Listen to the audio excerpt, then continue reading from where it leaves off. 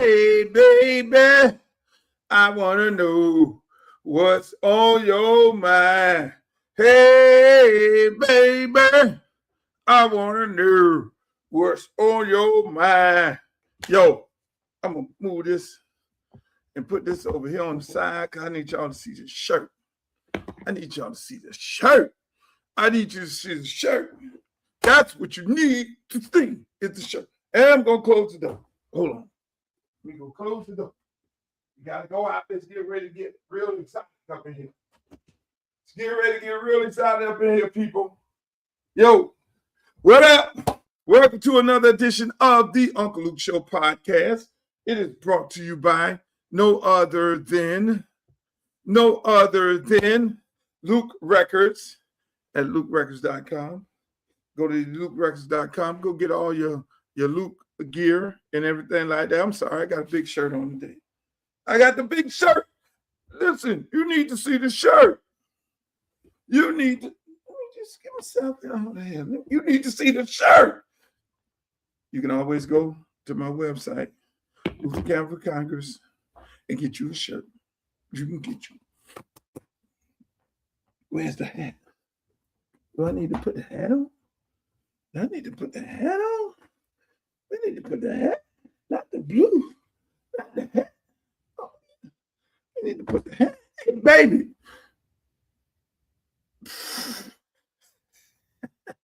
I just love the people I'm running against because they don't look like this.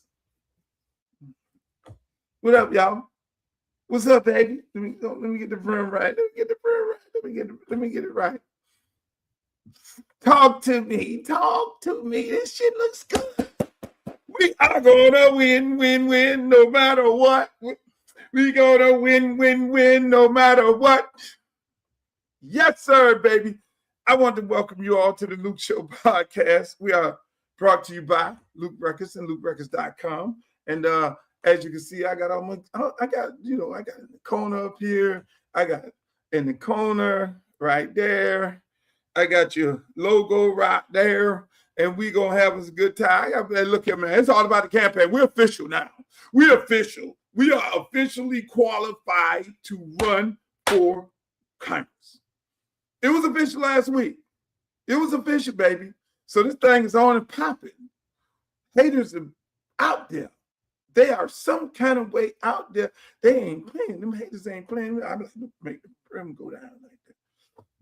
Them haters ain't playing. Haters go hate. Haters go hate. But hey, look here. They can do what they gotta do. It's all good. But if you're on YouTube, thank you for being on here.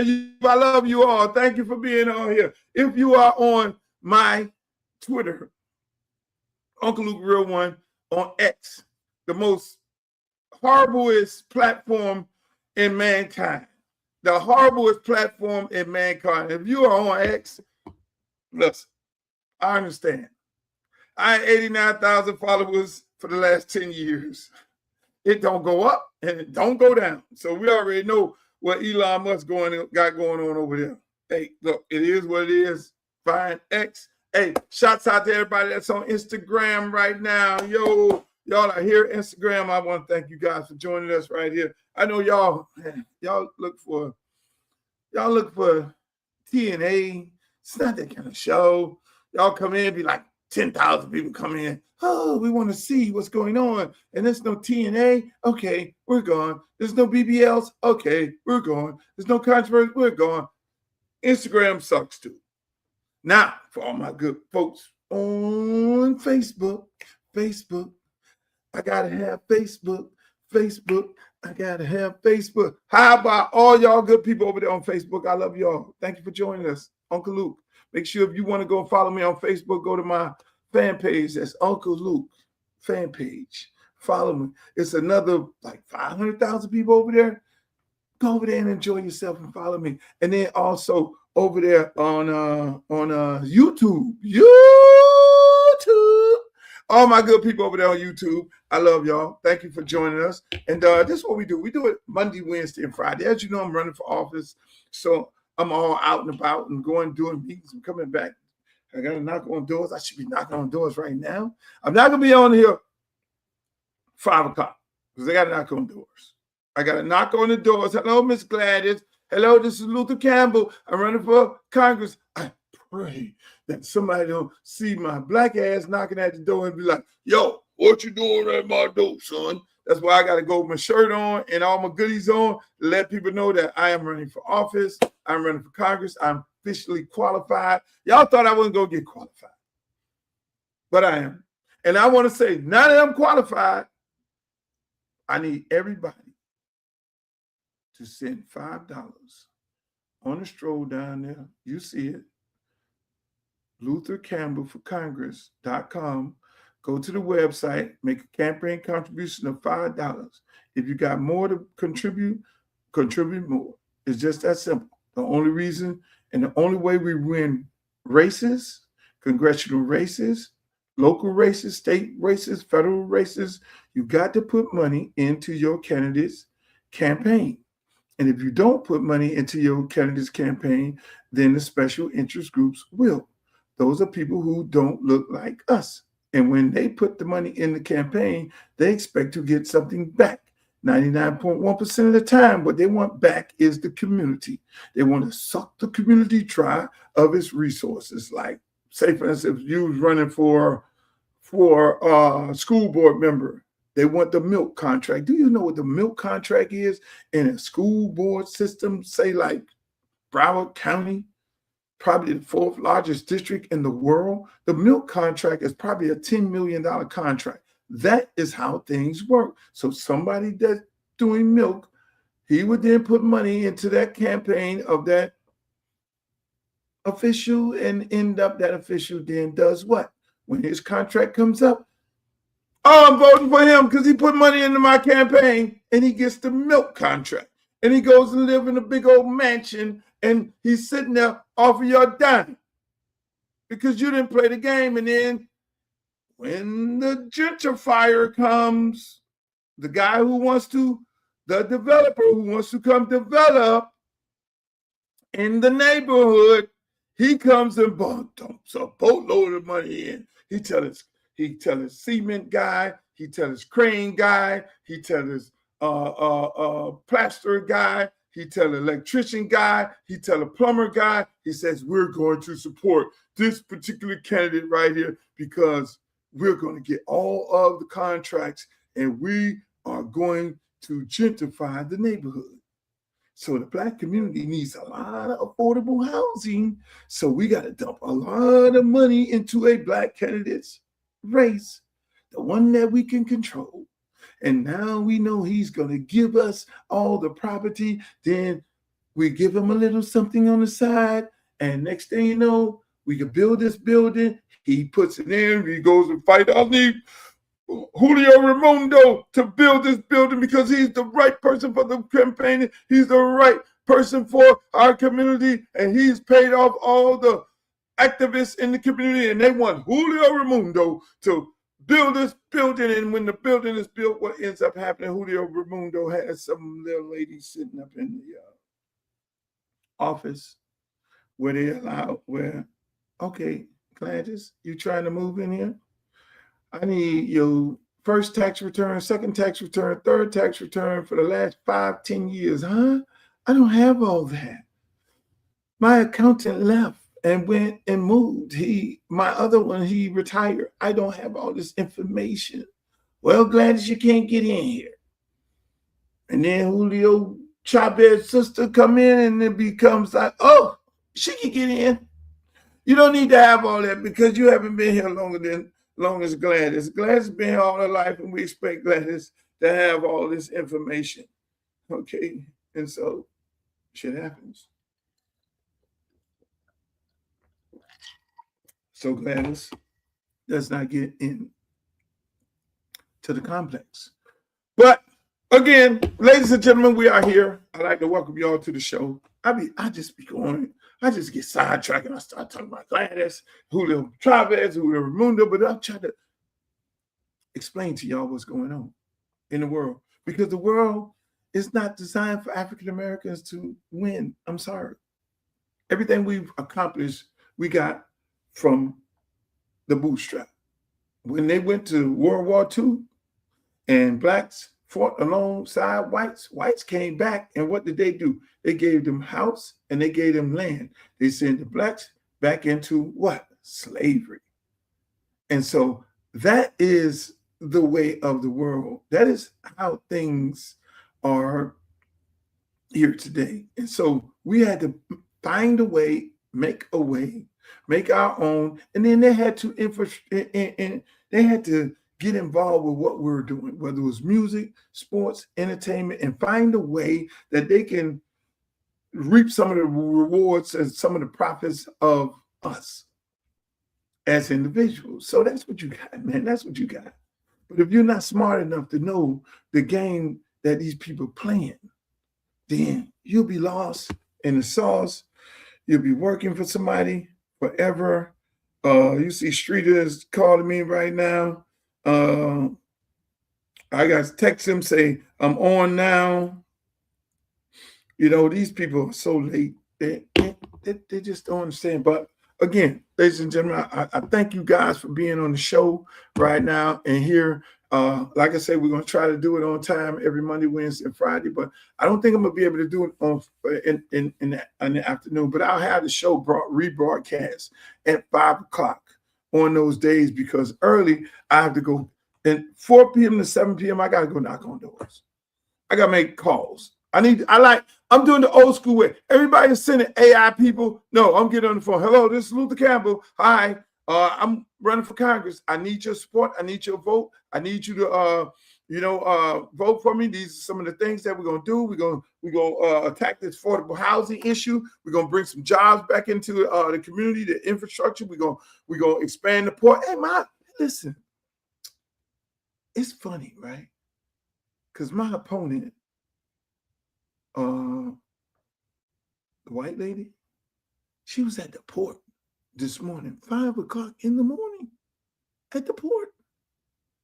When has a candidate went to the port?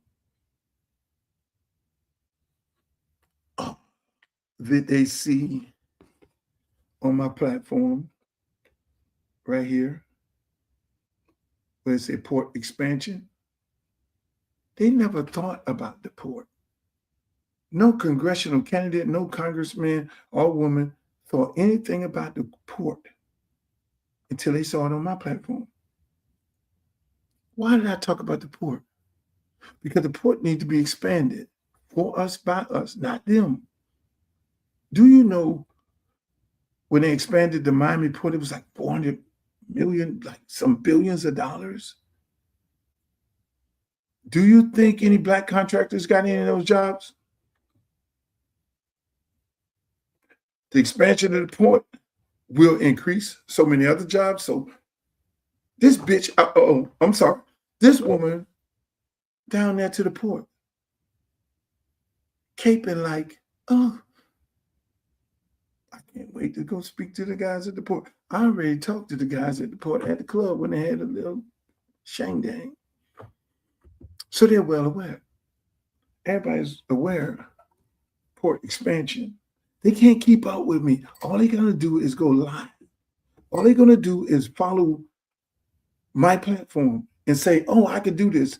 But here it is. Everything that's on my platform, I did it. I was like, one day it just hit me. I was like, I'm looking at my platform. I'm like, I did all this shit. You got people on there talking about what they're going to do, but I've done it. You know how these candidates come and say, I'm going to stop crime. Well, I help stop crime in my community. I'm going to create outreach programs for the kids. Well, I've created outreach programs for the kids. We're going to rebuild our parks and our streets. Well, I rebuilt 2 parks, Hadley and Gibson. Spearheaded those. We're going to build affordable housing. Well, I did build affordable housing in North Miami. We're going to donate, create more small businesses. I'm like, invest into our small businesses. Well, I did that. All of my artists have small businesses, the ones I discovered because I inspired them to do that. So you got to inspire people to create and build small business. You just can't give somebody some money and say, "Yeah, start a small business." You can't do that. No, you got to mentor them. You got to get them ready. Like Big Teach, my good friend. Big Teach owns House of Max. House of Mac, Uptown, House of Mac here, House of Mac in Orlando. He owns a franchise. Big Teach was a guy in my office handing out same thing like this, flyers, promotional flyers. And I took Big Teach and I said, Big Teach, go with Pitbull.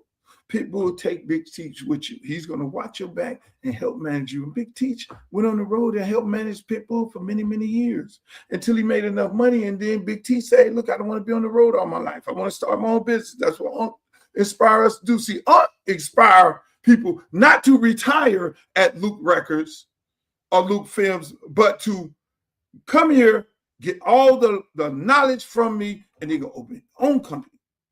I don't even fucking body retiring here, getting a retirement check. I ain't getting a retirement check. I tell them in a minute. No, you are here to suck up all the knowledge from me and going on your own. So you have to, in order for you to be able to say, I am for small business growth, you got to know. You got to be a small business owner. Hello? Anybody in this race a small business owner other than me? Successful? Several? You got to be able to know it, and you got to be able to have inspired others. So when I look at this platform, youth, technical education, youth, how many kids, I got a youth program been around for 40 years. Liberty City Optimists. 700 kids on a year-round basis. We have a waiting list because if we do it so well. Do you know the beautiful parks in Lauderhill Lakes and Tamarack? They do it big. I was talking to a coach, a commissioner today about the situation at his park. Park, beautiful, immaculate. They got top of the line, everything. I said, don't ever just settle. There are more things that we can do. And we start talking about the environment and the houses around here, around the park, and how much they cost. I'm like, yeah. So let me ask you, who can afford to stay in these houses? That house is going up. I said, damn, I ain't even think about that. Yeah. Where's the businesses that are going to pay 6 figures? So if there's a 6-figure house, you got to be making 6 figures. Ain't no Fortune 500 companies in Miami and in Broward and in Palm Beach. Who's a Fortune 500 company? So you got to be able to create. You got to be able to give back. You got to have all these type of things, man. And I'm just saying, when I look at this, man, I can't wait. I be chopping at the bits. Coming to your door. This is door hanger. I'm put this on your door. Knock on your door. Uncle Luke here at your door. And that's what we're going to do, ladies and gentlemen. Thank you. Welcome to the show. I had to talk to y'all a little bit about politics. The politics. It's crazy. I have so many fake-ass friends who was on my campaign. They try to get me to move to Palm Beach district. They try to get me to move to all these to out in the bushes. They just did not want me to run in 20. Did not. Think about it. My opponent has $3 million cash money and another $15 million in PAC money. She's going to churches. And let me just say something about these churches. Let me say something about these churches. Y'all pastors, and I'm gonna say it.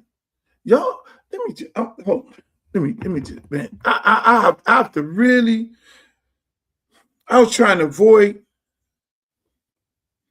Let me tell you this. I'm just gonna keep it a buck. I'm gonna keep it a buck. I'm gonna keep it a buck.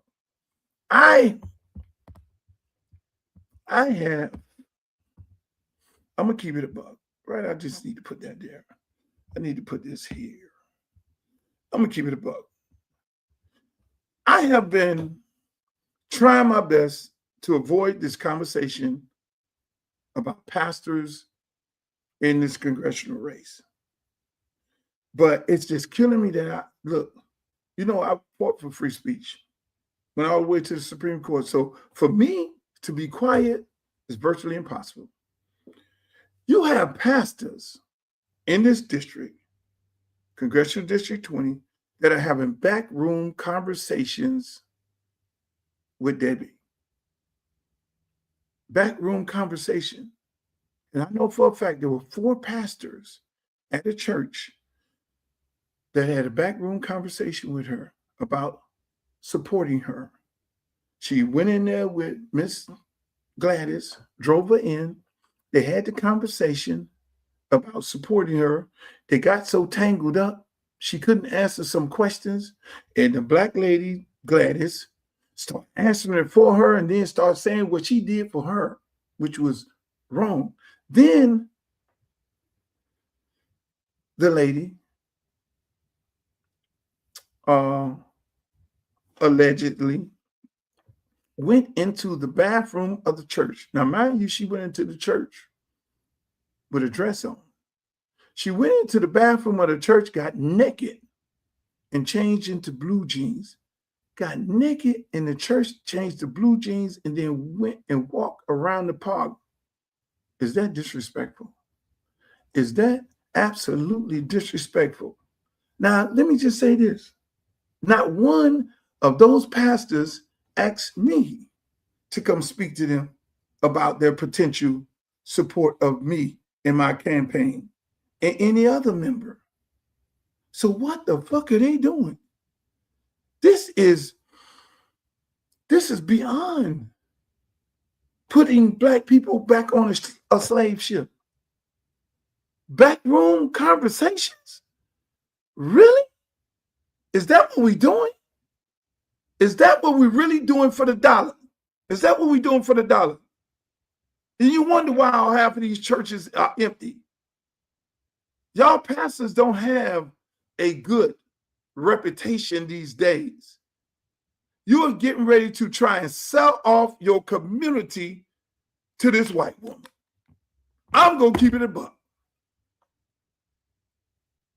We're selling off the community?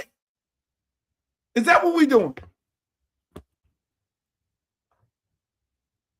A backroom conversation with a backroom deal at a church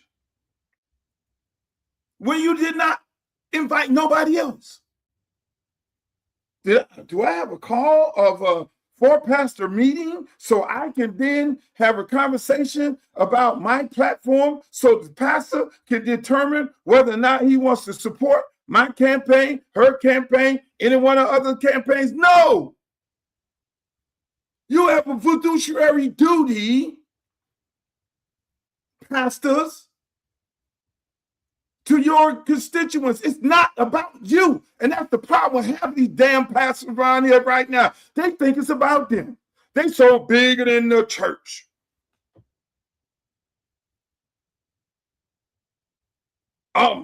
Everything they do what I say do, and they do what say, and that's why half of them end up in jail. It ain't used to be like this. It ain't used to be like this. NAACP president, he bring his ass down here. We're going to have a conversation at the church about Debbie Wasserman Schultz coming into District 20, and we're going to talk about this issue, and we're going to deal with this because we got to fight. This clown does what? Comes in the church and doing his own speech. You ain't Martin Luther King, ain't nowhere near. Because if Martin Luther King, I'm sitting up there getting ready for me a Martin Luther, and they say, anybody want to join the NAACP? No, fuck that. I would join right then if I'd have heard one of Martin Luther King's speeches. Hey, ain't no white woman is going to come in, they're going to gerrymander a map, and ain't no white woman going to come into our community and take our representation away from us. And I get an amen in the church. Get an amen in the church. Now, didn't hear that. Didn't hear that at all. I don't care who you vote for, you know. I'm just saying I'm here. Martin Luther King would have not did nothing like that, boss. Martin Luther King would have came in that church with vengeance. You are trying to take away black representation, but the lady who been driving the white woman around, driving Miss Daisy around, she sat right up there next to the president of the NAACP got our hot ass up there and started talking, yeah, you know, we got to vote for what's right and what's wrong and all this here and all that there. After that NAACP meeting, they put her on that pedestal. She took her ugly ass out there and did what? Endorsed her. And they drug her down the highway on Facebook. Shouts out to all them people who well aware what's going on out there in Broward County. Shouts out to y'all because y'all wasn't standing for her ass to try to tell y'all to vote for this damn lady. That's what we had, people. Take this. Congressional Black Caucus, they sitting their sorry ass up there, ain't said nothing because they scared of their PAC money because you know where they getting their PAC money. If this was MAGA, you know when the motherfuckers in MAGA get out of hand. You know when them congressional, not the congressional, but them conservative, them Ronald Reagan, Republicans get out of hand and like, fuck Donald Trump. And then they go running that midterm. What happened? Donald Trump get them. Donald Trump get them. Oh no, MAGA, we're gonna run a MAGA against a conservative Republican out. See you. Why the hell the Black Caucus don't be like MAGA? Oh, you finna try us? You finna erase one of our seats? Oh no, Gladys. Oh, so it's District 20 today, and then it's District any other black district. So all you other black districts, y'all insane. Because if y'all let this happen right here, so it is amazing that they just sit there like, oh no, we're going to be diplomatic. We're not going to talk about this. That is an incumbent. She's not an incumbent to 20. She's an incumbent to her district. The incumbent is in the race, which is the lady who almost got expelled. That's why this shit is so amazing. Y'all don't see the play. Lois Franco in West Palm Beach, Jared Moskowitz right here. She is trying to get Lauderhill Lakes, Tamarack. So if I get 20, Jared has the outskirts on the ocean of 20, and Lois up there in Palm Beach, she gonna finish off Riviera Beach. Y'all ass in trouble. Y'all in trouble. I'm sorry. I know y'all asked me to go run up there, but your mayor never endorsed me. He endorsed Dale to come back around the corner and ask me to run up there. No, you need to go get the guy who you endorsed originally. See, I'm gonna let the cat out the bag. You can't. I'm not gonna play with people.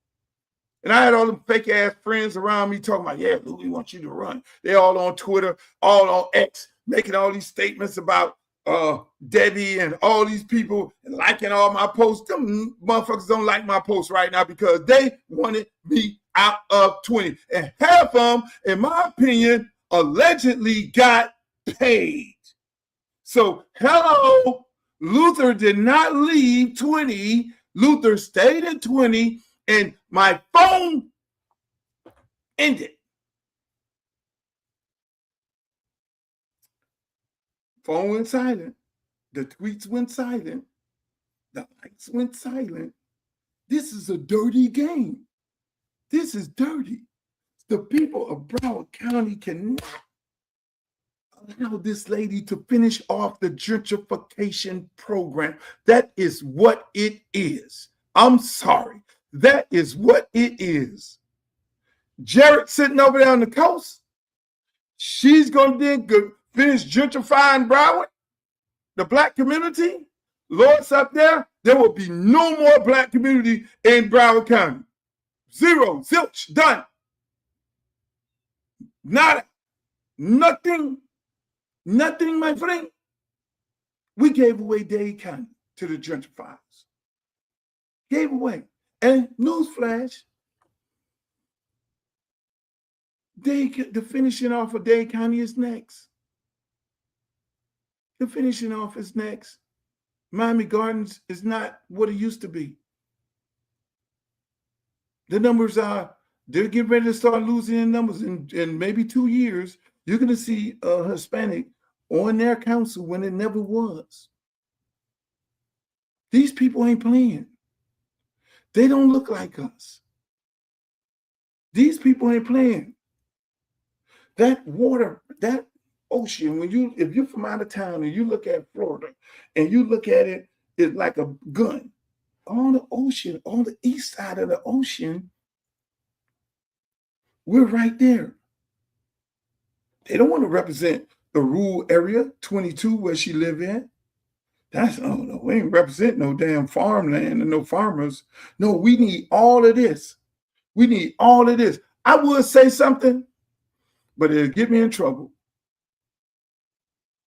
This, what's going on right here, and I'm a free speech person, but I'm not going to give them what they know that I know. I'm not going to give it to them because they'll run around acting like victims. This reminds me of something that's going on right now in the world.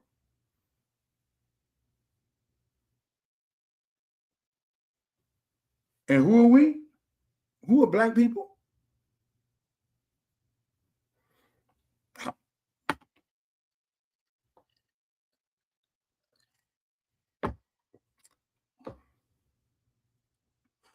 I ain't gonna give it to them.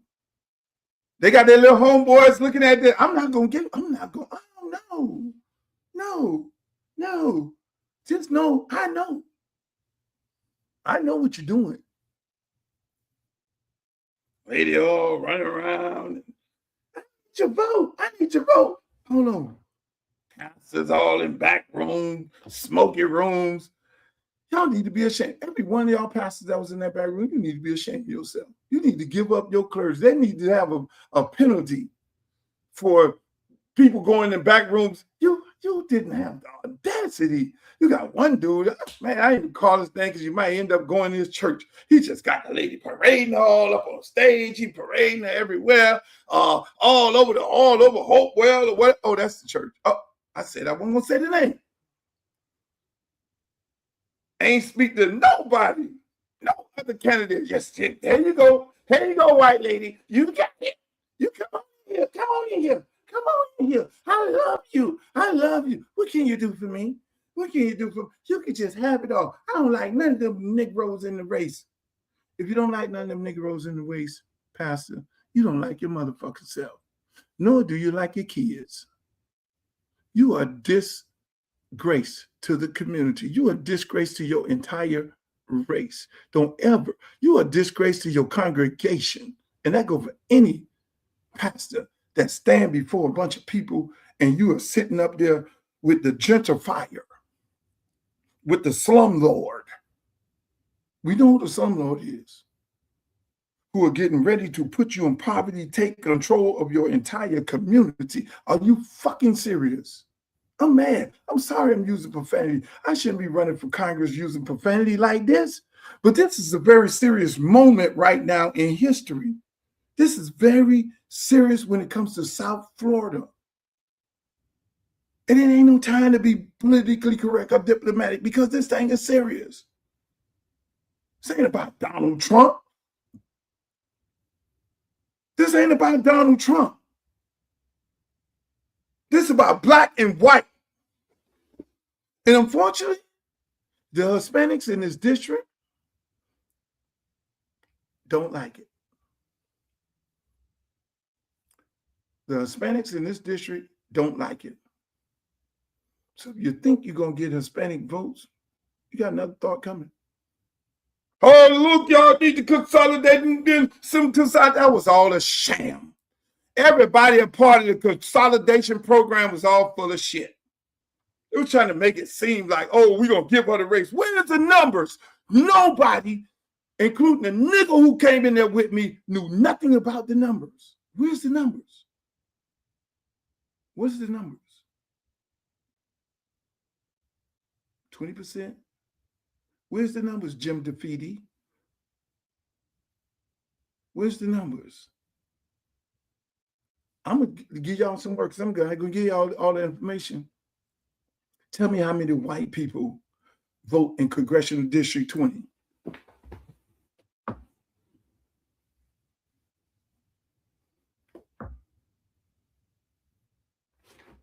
Tell me how many white people voted Congressional District 20. Where's the vote? Where's the numbers? Now I'm going back to now I'm going to the Donald Trump. What y'all finna do? Get some dead people? Look it up. It's 20% whites,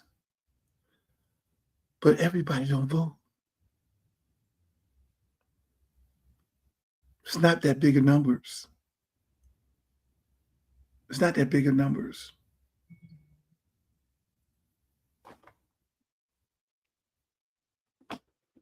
When they hired the number one, and that's what I do. Shit that I don't know. I went and hired the number one analytical campaign analytics field team straight geek. Oh, I ain't no fucking robot. Tell me the numbers. Tell me the numbers. Because I got these Negroes telling me about some, they're going to split the vote and the black woman going to win and all that.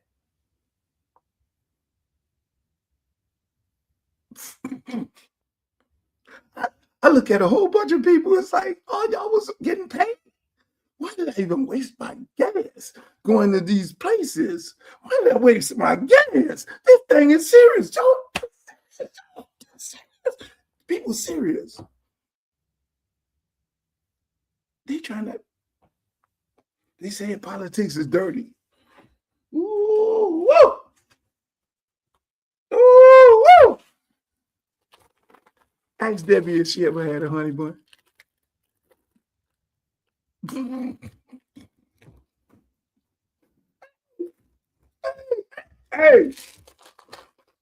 the lady at the barbecue stand. The lady at the barbecue stand. The people called me from the barbecue stand. I said, get that bitch a rib sandwich. I think to stop saying that. Get a lady a rib sandwich. Why my head crooked? Give her a rib sandwich. Let's see that. Let's see if you really want to vote. Debbie Wasserman Schultz, let's see if you really want to vote.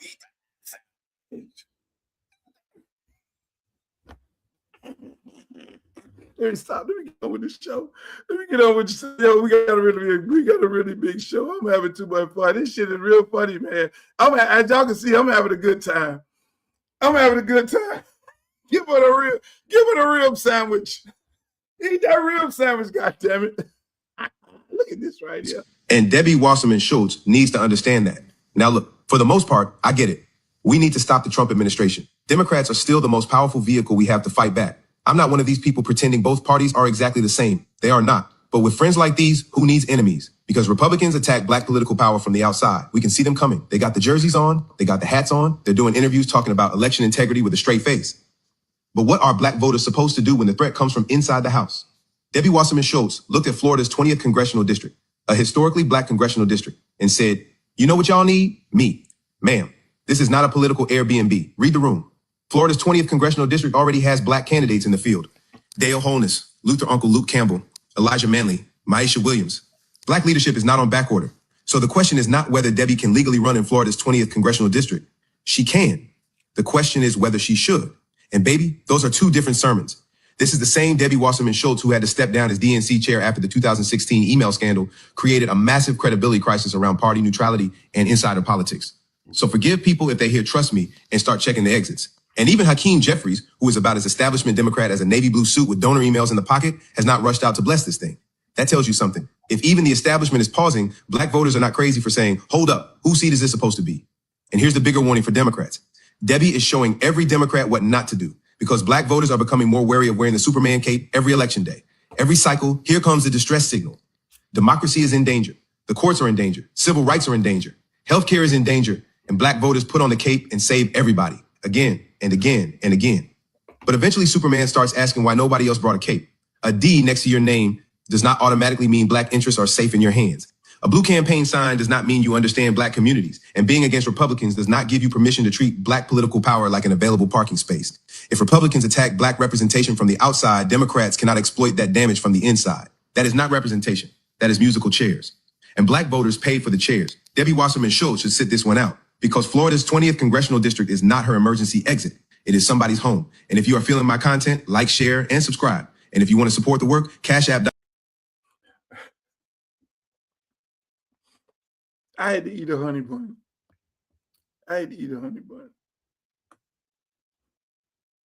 I'm not mentioning this lady name no more. I ain't mentioning this lady's name. I'm leaving her right there. Leave her right there. Right where she belongs. You're right. 13%. Do the analytics. See, we get all the information. They wanted you to believe that. I ain't even going to that. But we are having a good time. If you want to support my campaign, go to my website, www.luthercameronforcongress.com.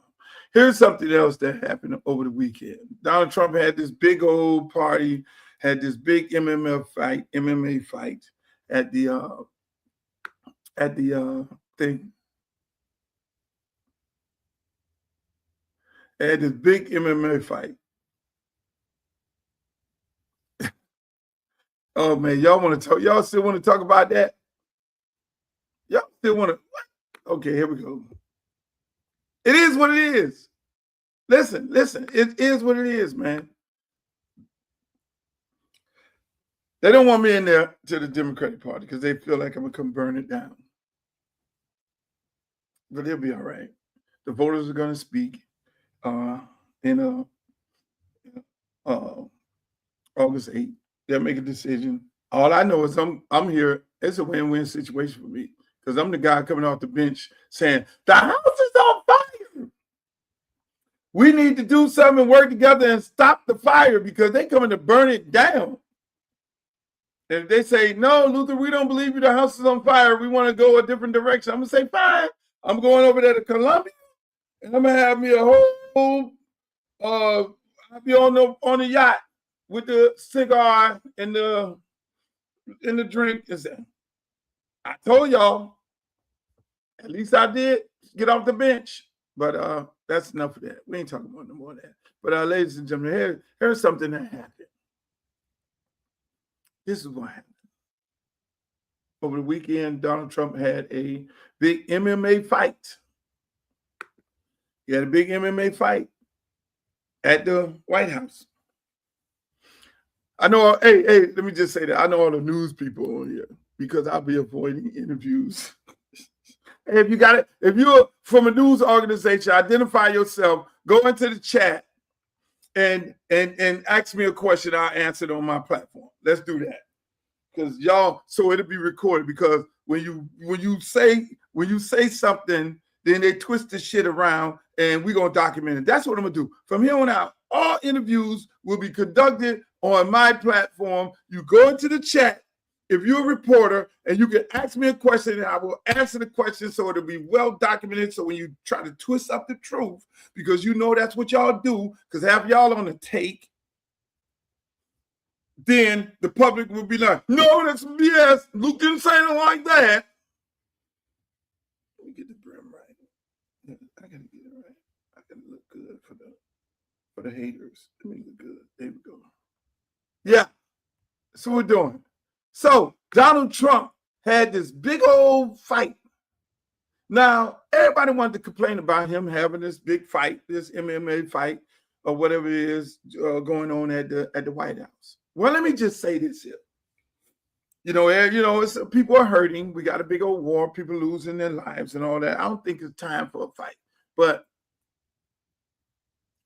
he can do what he wants to do. He's the president. He can do what he wanted to do. He's the president. I mean, hell, Obama had all the brothers up in there. I'm mad. I'm still mad right now. They invite me to go perform there. Carmen and all the rest of the dudes up in there performing and everything at the White House. They had all the brothers and shit in there, and they had a ball. So if he want to have all his MMA friends up in there and put the fight in the Rose Garden or whatever they got it there, that's on him. If one do it, the other one can do it. If that's what's going on. But I did have a problem with the dudes dressing up in the Oval Office. That was creepy. Motherfucker at the Oval Office with the Oval cadets sitting there and he up in there warming up in there. Huh? That's disrespectful. That was disrespectful. They should have had to fight, but they shouldn't have been walking around the White House like that. Okay, you could have had a fight.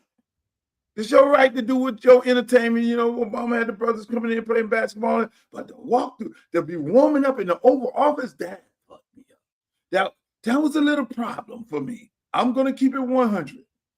It's like, bro, put these dudes in some Winnebaggers outside and bring them over and bring them into the ring. Not in the Oval. You just warming up in the Oval Office. They got the camera in there. You walking through the White House like it's a piece of trash. What you trying to do, Donald? What you trying to do? That ain't no place for them. That's a high-level place. You're talking about a 8-star building.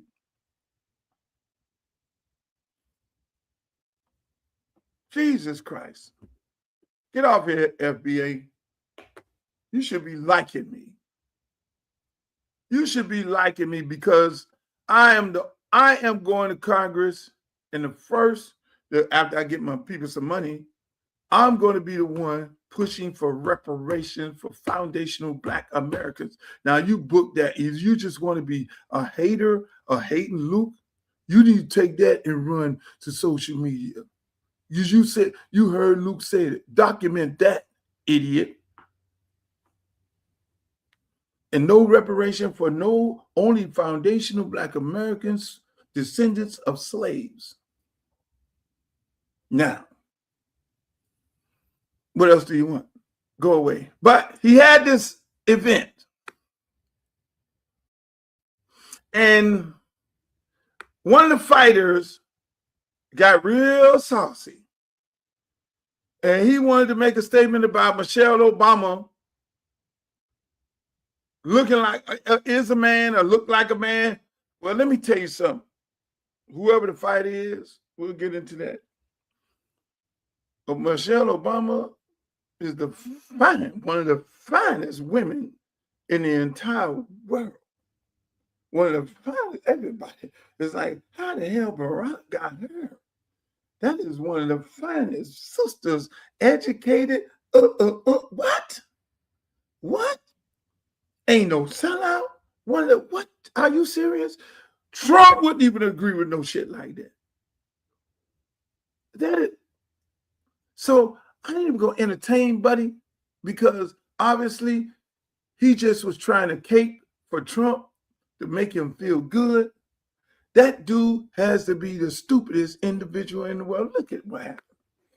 Hours after Josh Hokit attacked Michelle Obama at a White House boxing event, she immediately responded in 3 shocking ways that made him widely ridiculed. At a Trump-hosted birthday boxing event on the White House lawn, Josh Hokit sparked controversy after claiming in a post-fight interview that Michelle Obama is a man. The statement triggered heated debate, and Michelle quickly responded in 3 ways. First, she filed a defamation lawsuit against Josh Hokit. His remarks were seen as a serious insult that stereotypes and dehumanizes Black women. She believed that not responding would allow this kind of discrimination to continue, and quickly assembled a top legal team to file a federal lawsuit within hours. Second, she moved to freeze all his UFC Freedom 250 earnings, including fight payouts and bonuses, and also sought damages for harm to her reputation, believing financial pressure was the most effective response. Finally, she announced that all proceeds from the case would be donated to organizations supporting Black women. Through the Obama Foundation, she planned to create a special fund using 100% of any compensation, dedicated to mental health support, job training, and anti-workplace harassment programs for African American women. What's your view on her response? What is your view on Michelle Obama's response? Now, that's how you do it. That's how you do it. When some jackass jump out there and go to saying some stupid stuff about her, in my opinion, he's a jackass. See, that's why you got to use the word, in my opinion. That's what the lawyer tell you to do. Use the word, in my opinion. He jumps out there and do what? All Michelle Obama is, it looks like a man. Are you serious? Are you really serious? And what ends up happening? You get sued. You get a lawsuit tagged to your ass, tie up your money and all that. And some. It's just that simple. It's just that simple. Why y'all just couldn't have your little fun time, enjoy yourself at your little fight, but you got to get up there and make Trump feel good, like he gonna give you a diplomatic department seat. And what? Hello, hi.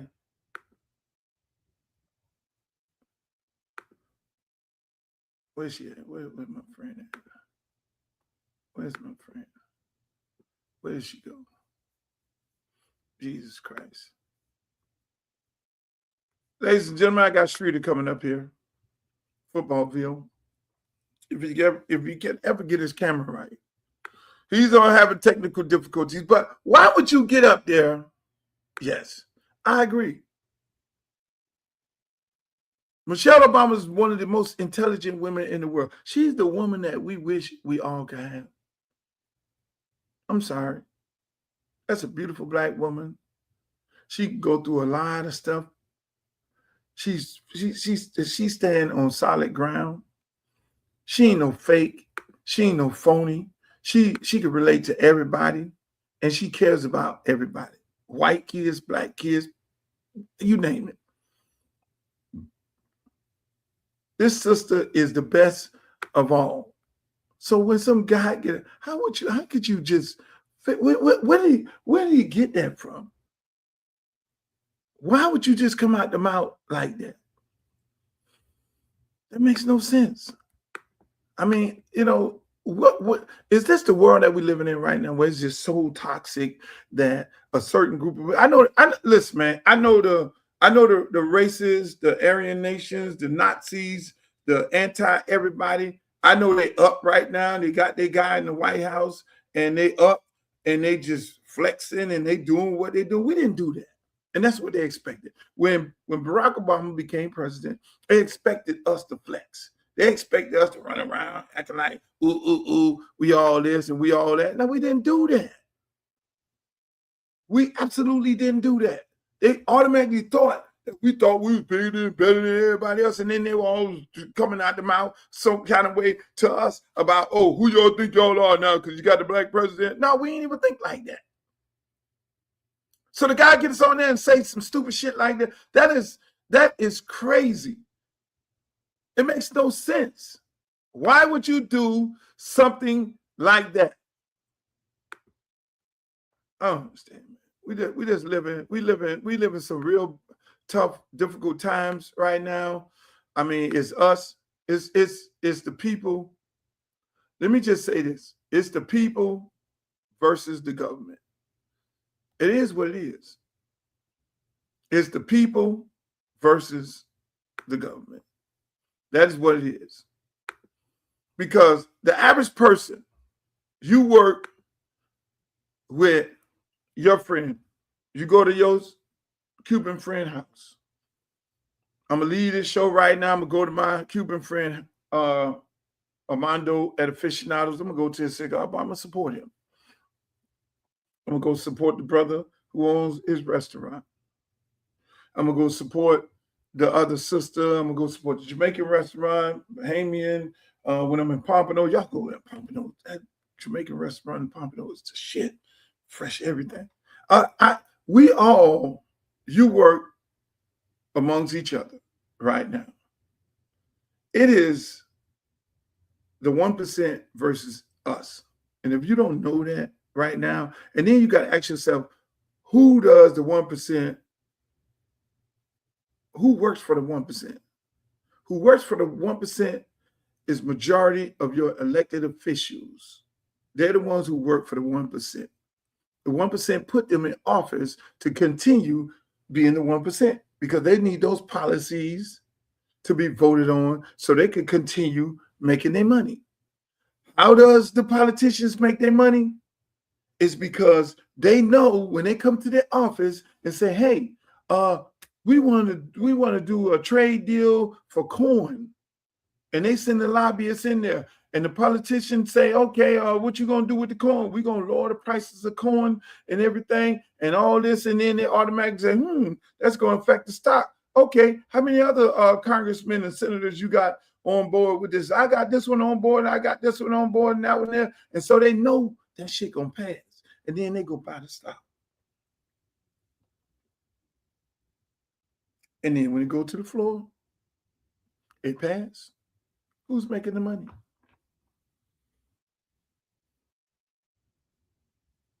The company and the elected official. How does that help you? It don't. Because 9 times out of 10, the price get ran up. All this, all why the gas all up? We are the #1 country pumping oil. I'm saying I ain't gonna get into all the technical ways. We're the #1. We got plenty of oil. We got a reserve out as well. We got all the money. It's all a big scam. Oh yeah. Oh, we're in a war. That shit is all a big scam. You think that what's happening over there is should be affecting our gas prices when we're #1 in pumping oil? Really? We just hijacked Venezuela shit. It's people. Everybody is that agrees their pockets. That's all it is. It's a big pocket grease game going on. Everybody's trying to get money. I'm just saying. Y'all have to, I know it's difficult for you guys to keep up with what's going on in the world, but you need to pay attention. Don't get caught up with the Fox News. Don't get caught up with CNN, MSNBC, and all these people. All that shit is ran by the same person. They're feeding you propaganda to make you believe, to put you against each other so that they can make all the money. It's like two divorce lawyers. You got a divorce lawyer and I got one. They go in the courtroom and go screaming out, no, my client needs this and my client needs that. And the other divorce lawyer, no, my client needs this. And so the woman thinks my lawyer is fighting for you and they looking at each other. My lawyer got one on you and your lawyer got one. And the judge sitting up there looking like this here, right? He's trying to keep a straight face, knowing all three of them are friends. Knowing all three of my friends, because the two lawyers put the money in the judge campaign fund for him to get elected. Those two sitting there putting on a show for the two clients so they can continue building your ass. And that is how politics work. So when people like myself come out there talking about, oh, I want to run some businessman who really want to do the right thing for the community and all that, oh, hell no. Well, he ain't got no experience. You right. I ain't got no experience in stealing money. I don't. I ain't got no experience in stealing money and taking advantage of the people of this country. No, I don't. No, I don't have that experience. Oh, hell no. I got experience in everything else. And making sure our people eat. That's what I do have. So I don't know. No. They say, oh, it's politics. You got to know how to be a politician. Politician? Lie? One thing I know about a politician and a lawyer, they're liars. Lawmakers. Liars. Tell the public what you want to tell them. Cut the deals. How did y'all like the NBA Finals, ladies and gentlemen? Did you enjoy the NBA Finals? Tell me, did you enjoy the NBA Finals? I'm going to tell you like this. I enjoyed every minute of it. Can I pull up this picture here? Shit, I can't pull up a picture. 6 hours after Josh Hokeet attacked Michelle. Hold on. That's what I want right there. That is what I want. That is who I want right there on the screen. That is who I want right there on the screen. World Wide Wes. My friend. That is my good friend. That is my good friend right there. One of my best friends. World Wide Wes. That guy right there. You see him right there? Where all the Hurricane fans in there? Put the U up. Put a U up in the chat. That guy right there. I love him so much. All those Calipari teams, he built them. Whether it was Memphis, Kentucky, wherever Calipari went, he is single-handedly built those winning teams. It wasn't no Calipari. Calipari was just coach. That guy right there on this screen right there, Worldwide Wes. You heard the song? Well, I'm hanging out with Worldwide Wes, and we creating a worldwide mess. Y'all heard him on the song? You heard him on Jay-Z's song? You heard him on Drake's song? That guy right there, Worldwide Wes, he was the guy responsible for putting that whole LeBron James group together. He is the guy behind Michael Jordan, that whole Nike and all that shit going on. That guy right there. Look at any picture of the University of Miami winning a national championship. Look at any picture of the University of Miami winning a national championship from Dennis Erickson, Larry Coker, to Jimmy Johnson. You will see right when the people were on the shoulder, you will see him in every picture. Go look it up. You talking about the connect. That is Worldwide Wes, him. He don't do no interviews. They've been trying to interview this guy for 30 years. Call me up, Luke, can you talk to Wes? Vanity Fair, we want to make him Man of the Year. We want to put him on the cover of Vogue. We want to do this. He said, no. Nope. Bro, that him, that guy right there. The Knicks, Dolan had fucked up the Knicks for 53 years. 53 years. Dolan screwed up the Knicks. I said, Wes, what you doing? He said, Luke, I'm going to the Knicks. Amongst every, he always called me and tell me what he get ready to do. When Kazama Sue was coming to Miami, Luke, we got a deal. Sue coming to Miami. I said, Sue coming to Miami? Just book it. Let him know. It's me and you. Sue came to Miami. He said, Luke, LeBron coming to Miami. I say, LeBron? No, Wes, you tripping. If I ever told you anything wrong? No, Wes, you never told me anything wrong. I tell you, LeBron coming to Miami. LeBron is coming to Miami. And LeBron came to Miami. Luke, I'm going to go take over the Knicks. Me and my guy. I said, Wes, you gonna get out of whatever you do? Yeah. We're going to turn it around. We're going to win. As soon as Wes got the job, Stephen A. Smith got on Twitter, got on TV, and called my friend. Go look it up. Go look it up. Go back to your tweets. I don't know how to do that shit because I was trying to figure out how to do it. Stephen A. Smith called my friend Worldwide Wes a thug. How could y'all let a thug take over the Knicks? And you know, I was livid. You know, I went ape shit.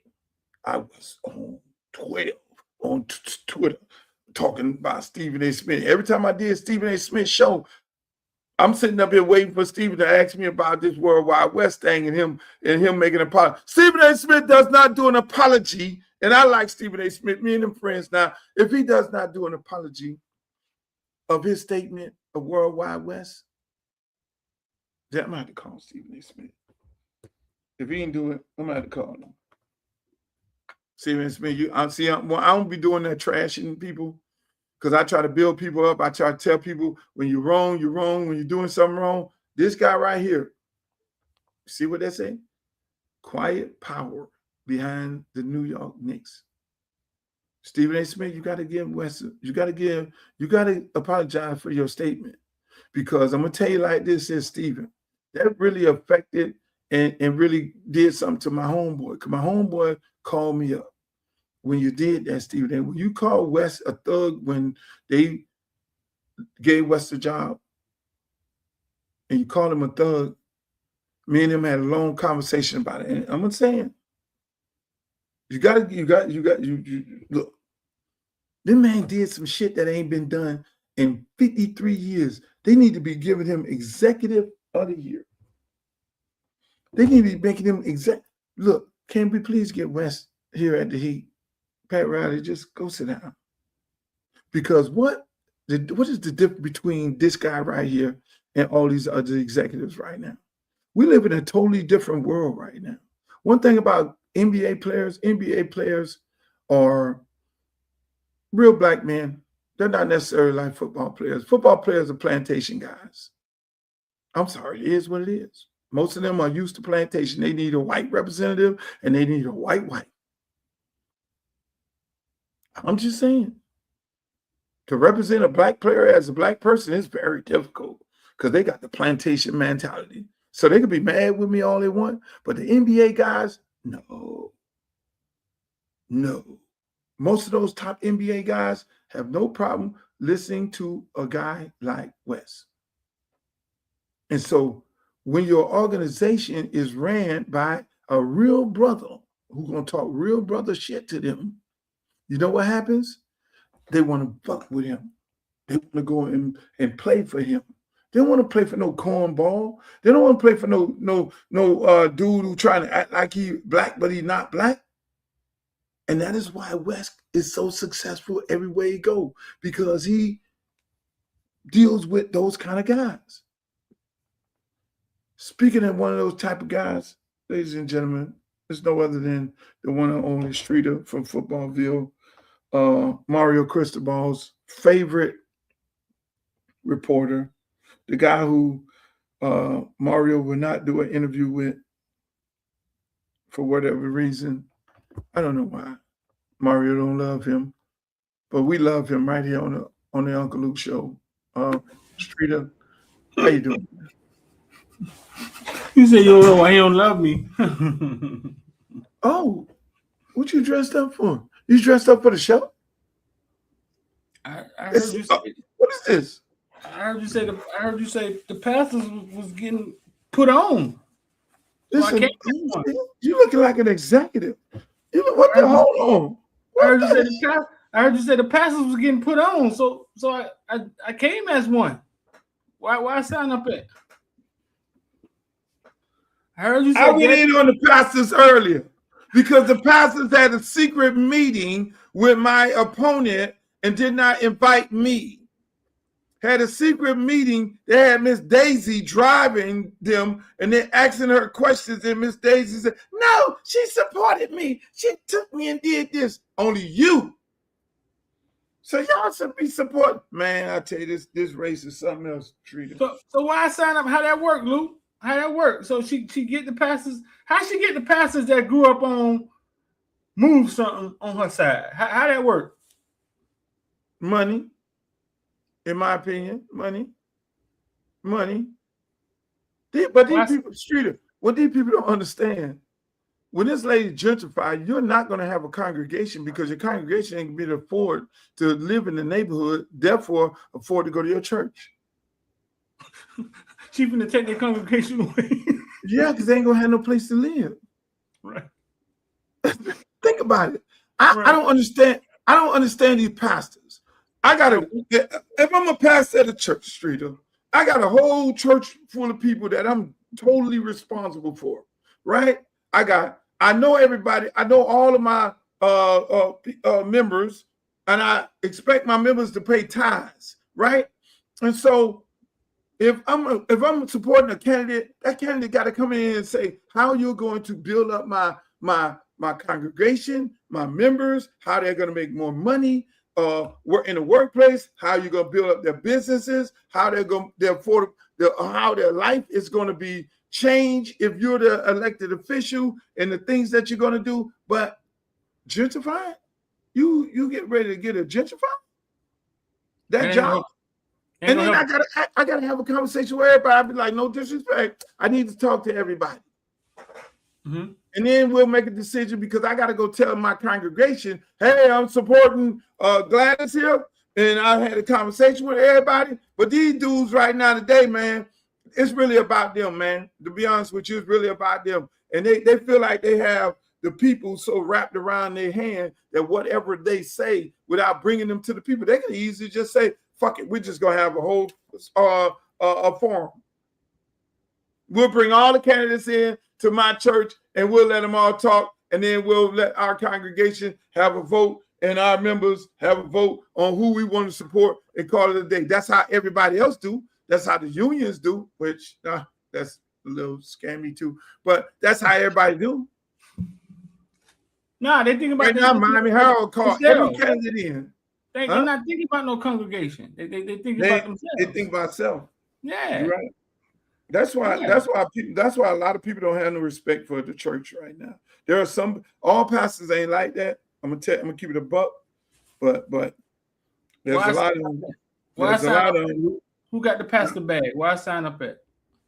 You got your shit on right now. Just go ahead and go online and get you what you call it, and take all your football bill members and go around the corner, get you a big old church and file and speak the word and go get drunk over there at the place.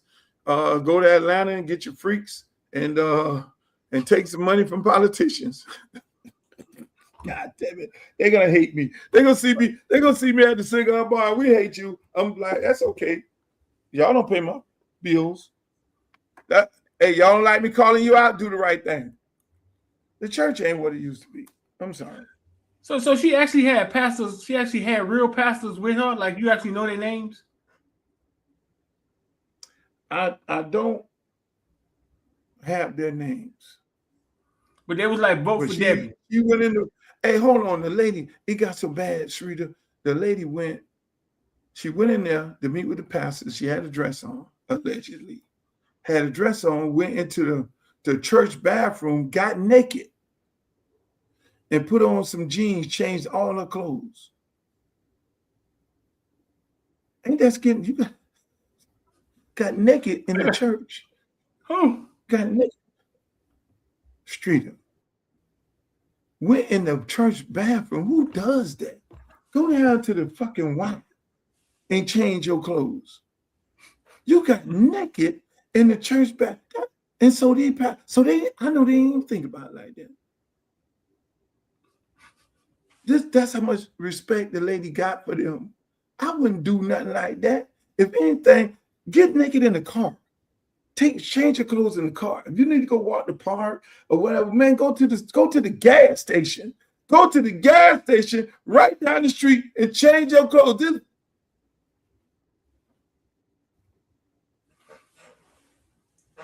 I don't know, man. I heard there was a pastor bag out there, so I came as one. What? So I like this look on you. I really like this look on you. Huh? I like this look on you. I heard there was a pastor bag out there, man. So I came as one, man. I heard the pastor was walking around with Debbie, saying vote for Debbie, man. Like I was like, gotta be some money attached to that. Let me go ahead and start Churchville. If you got $3 million in payoff funds, cash, liquid money, and another man, this is crazy. So tell me something, man. What's going on with it? What's going on with University of Miami? I'm so out of touch with what's happening at the U. You busy, man. I don't even know who coming. Only thing got me excited was I saw on Twitter Hippolyte. I don't know who the hell Hippolyte is. I'm happy he come from North Miami. Hippolyte, it just triggered me. Hippolyte, the coach. Is that Hippolyte cousin or something? Oh, I heard there was some kin. The names think to be spelled a little different. I heard there was some kin. I got to check with Hippolyte because I heard that today, actually. He's a kid from NMB, played for Britannia. He plays for Britannia. Britannia quarterback, cornerback, wide receiver, running back. He played everything over there. So he's at North Miami Beach. Mm-hmm. North Miami or North Miami Beach? North Miami Beach. That's how far off I'm lost. North Miami Beach with Britannia. I know Mario's so happy that I'm not in football no more. Him and you busy, dog. Dennis probably happy. Dennis is so happy that he don't have to call me up. Luther. You're making me go to the table. Nah, you busy, dog. I got your back, though. Why haven't Dennis sent me a campaign contribution?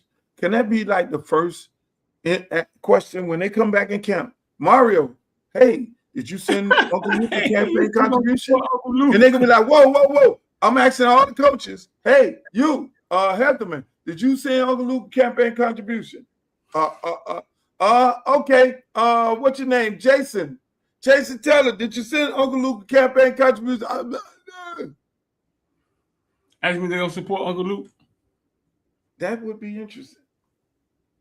They should just do it on the strength. Max out, Mario. Max out. They're only your friends, Streeter, when they want something for you. Remember that. All of these people are your friends when they want something from you.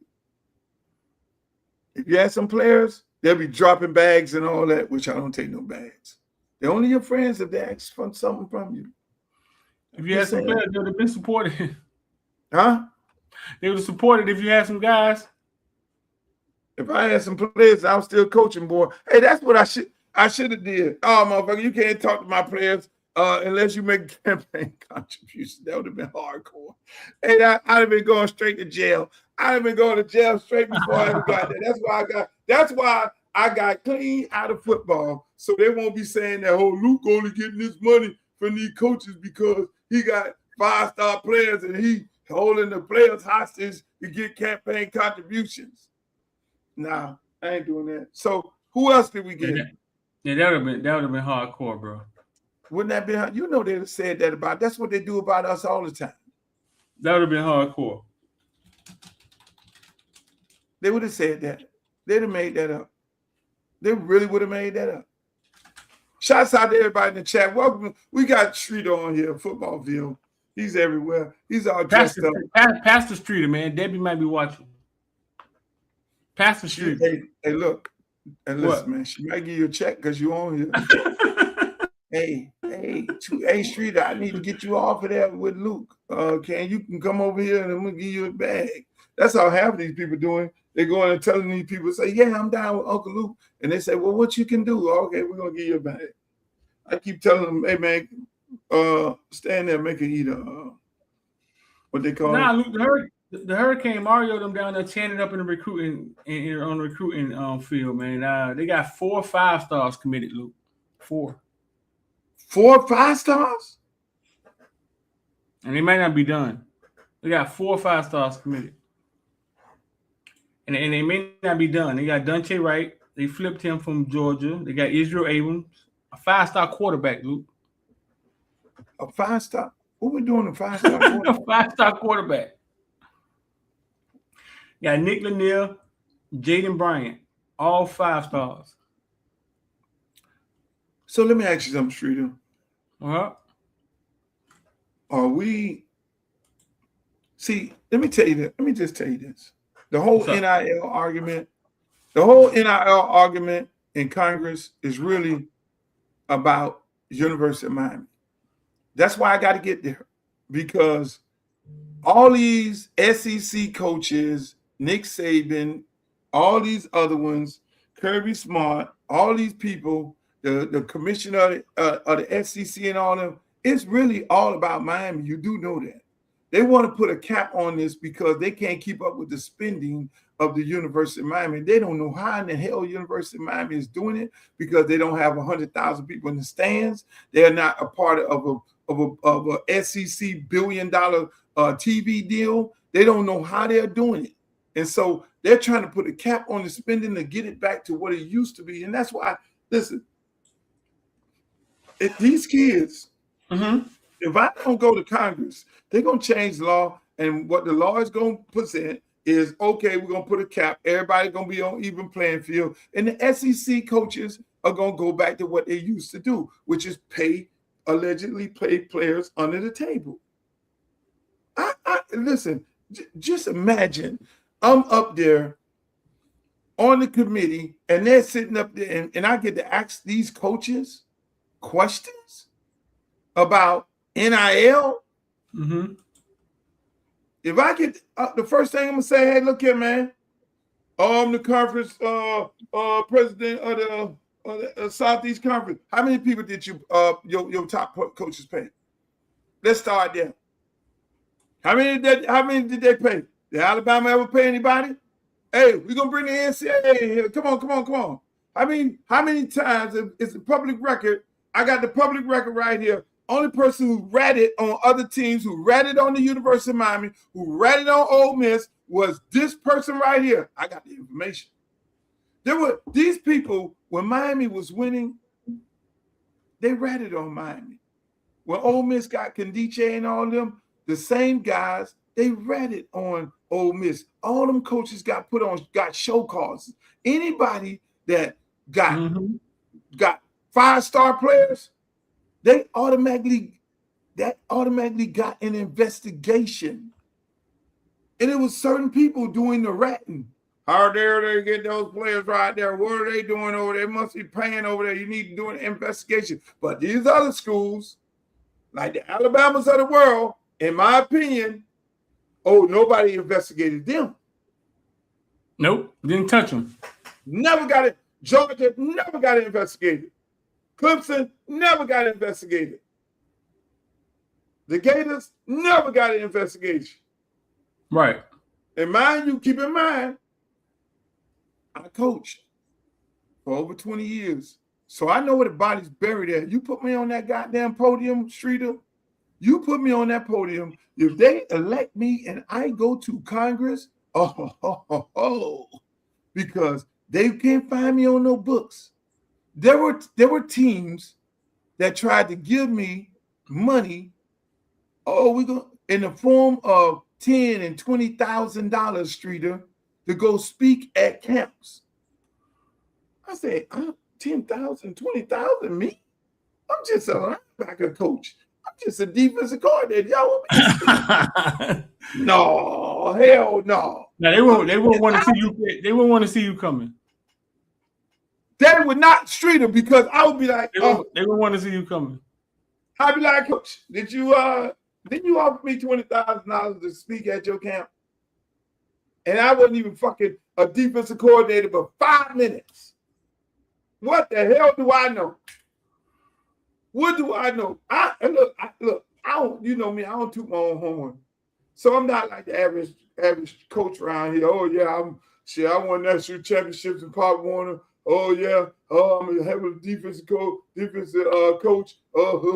Man, I wasn't even a defensive coordinator for 5 minutes, and they telling me come speak at the camp, and we're gonna give you $10,000, $20,000. So what happened to all their money? Why are they crying? They had all the money, or they never really had a bunch of money. They just had a little brown bag money. They're pump faking. They had money. They had the money. No. It's like this, Streeter. If you're sitting there, right, and you're an analyst guy, you do trading, you day trade. Just remember, people, Streeter do day trading, he'll build your portfolio up, and you'll make a lot of money. Now, if you don't make no money, don't blame it on me. So what do? You buy low and sell high, right? Buy low, you sell high. Okay, that's the trading business. Hey, that's a philosophy, right? You know, that's the philosophy of the world, and that's why people buy the black community low when it's a bunch of crime. There are a lot of crime that happen, and they buy it low, and then they eliminate the crime, and then they sell it high. So I had to bring y'all back to that. But if you create a market that you control, okay, we're gonna speak in stock terms. If you create a market that you control, and you say this market is right here, we're spending at this amount of money right here, because now, and we have the rules where nobody can spend, but we have the rules where we're spending and we don't have to worry about getting ratted on. That was the market that they had. And if anybody started winning, and winning was what? Getting those 5-star players. That's where the evaluational system came in. So right. If you got a 5-star player, you don't supposed to have them. They were the only one paying them. For years, they were the only one paying them, and you can't pay. And if you paid, because let me tell you what happened. They offered the guys money. They offer Streeter money. We're gonna give you $50,000 Streeter. We're gonna buy your mama, get your mama a job, buy a car, and all that shit, right? You'll see 1,000 movies like that. We're gonna give you that. So they created the market. The market was $50,000, a car, your mama apartment, and that was the market. So only way you don't take that deal is you got to get a better deal, correct? Right. So if you didn't take that deal at one of their schools and you took that deal at Miami, they automatically said, "Oh, investigation," because they already looked into your finances. Your mama can't afford nothing. So I'm giving you $50,000. Your mama only making $20,000 a year. Ain't no daddy in the household. She cannot afford to not take this money right here. And all of a sudden you getting it from over there. They automatically investigate that school, NCAA, because they got them all on the tape. Wow. That's how that shit works. That's wow. Now they don't control it no more because now everybody can spend money. And so they can't control it. What you think when they got Eric Dickerson and all them Pony Express? They write it on them. Oh, how dare the damn SMU get all these players? Tried to end the program. Definitely. How dare you? Those were top of the line players. Yep. Y'all got to be doing something wrong. We're going to investigate y'all. You can investigate any program in that time, and they will get paid. Tried to end the program. Yeah. But Saban them ran college football for decades. You trying to tell me they out recruited everybody? Not one bag was passed? Make that make sense. Not one bag got activated. Come on, man. Streeter, speaking of bags, you must be got a bag today. You're all dressed up. You came on the show. I appreciate you getting dressed up because I am running for Congress and everybody around me have to be dressed up. You know, either dressed up with this on, their shirt on, or with that on. So you looked at the Knicks. Let's go over to basketball. And you saw Jalen Brunson, a guy that was short. They say it was too short. They saw everything. Every person in the world questioned my good friend Worldwide Western, why they gave him the money that they gave him, why they put so much on him. He then comes back in return and takes $100 million less money so that they can stack up the roster and get his homeboys. Now they go get their homeboys. What did they do?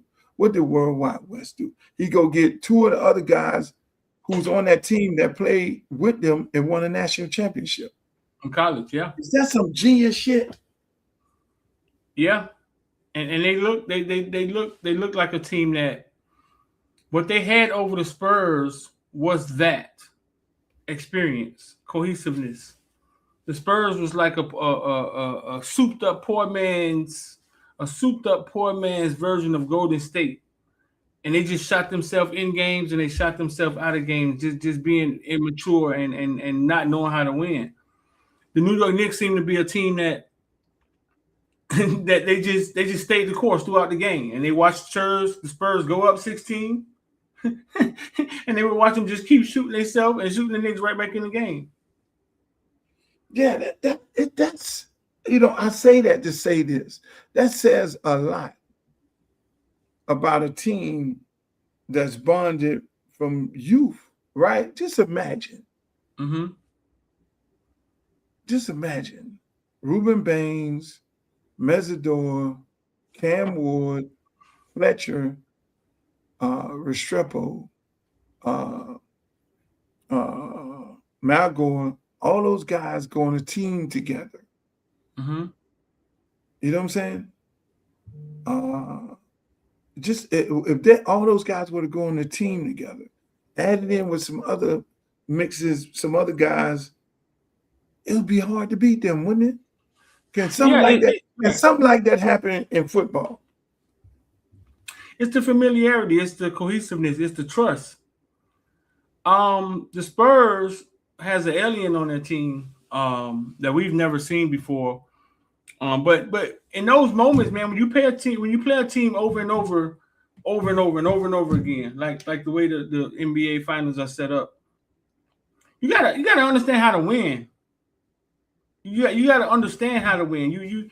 The Spurs out there look like women's basketball. I mean, it's just like whoever gets the ball, it's like it's my turn. I'm shooting. No matter what time left on the clock, no matter what the score says. I saw the boy, man, 30 seconds left, get the ball down by 2, and he took the ball and just went straight to the basket, court to court, then passed the ball. One time, missed the layup, went 1 versus 3, got fouled, put the Knicks right back at the free throw line with 28 seconds left. I mean, in those moments, when we grew up, Luke, the team would get a good shot, is what you call it. They would pull it out, call the timeout, get a good shot. The season is on the line. The trophy on the line. They're just young. The Unicorn had the last shot in 2 games. The Unicorn lost 3 games by itself. That pass, the interception of the pass, turnover, and then the Unicorn had a shot at the end of 2 games, and he missed it.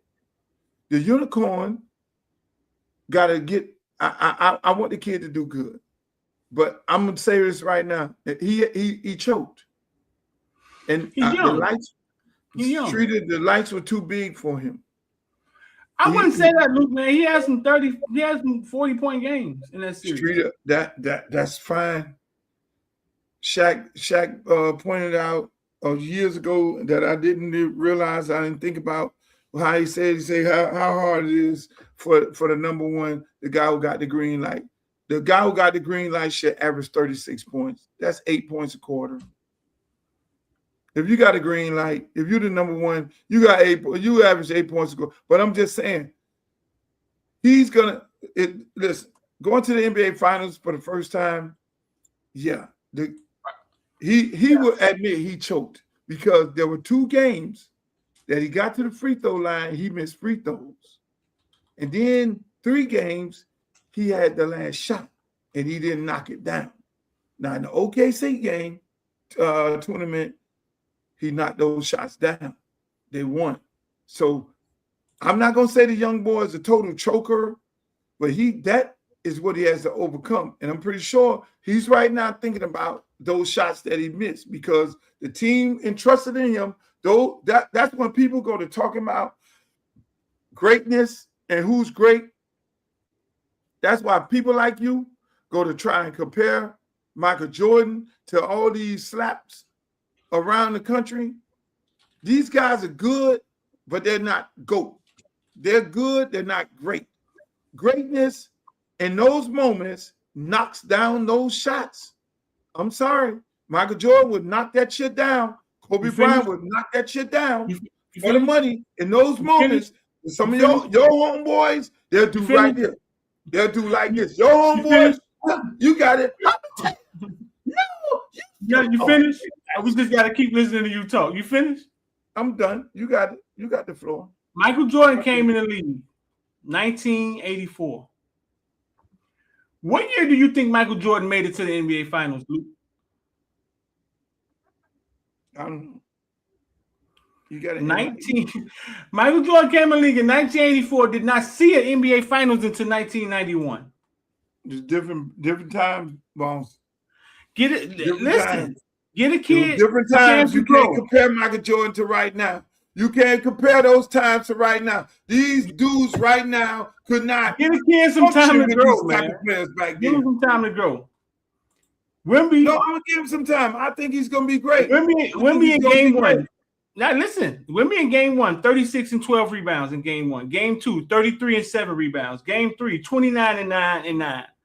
Game 4, 28, 5 and 13. Game 5, he was 30, 10 and 5. It's only his 3rd year in the league. He averaged 31 points in the finals, 8 rebounds and 9 assists, Luke. He shot 55% from the field. But for the money. He show up for the money. Give him some time. It's like a Streeter. It's like a woman. You wine and dine her. You take her, go get her a Birkin bag. You go get some red bottoms. You get all that beautiful stuff. You have carbones, and y'all eat good, and you're drinking that 1991 or whatever the hell they called it, 51 drink, and y'all sitting there lathered up, and then now you get to the bedroom, and did you show up in the bedroom?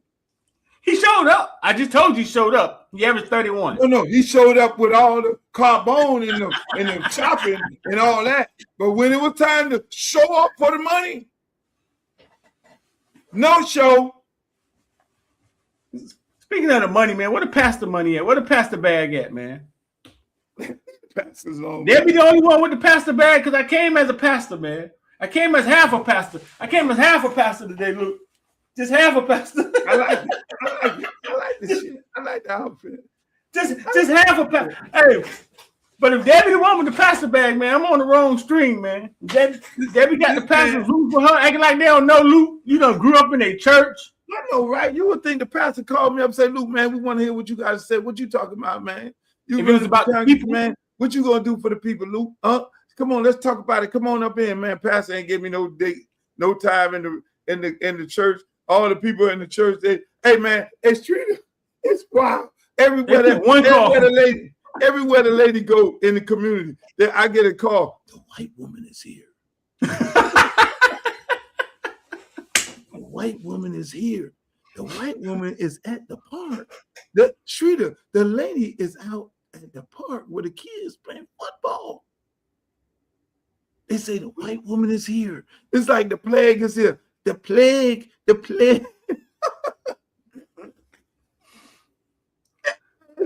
like the white woman is here. The gentrifier is here. The slumlord is here. Luke, listen, man, I'm your dog, man. Believe me, if she ever call me, at least I'm gonna tell you, okay?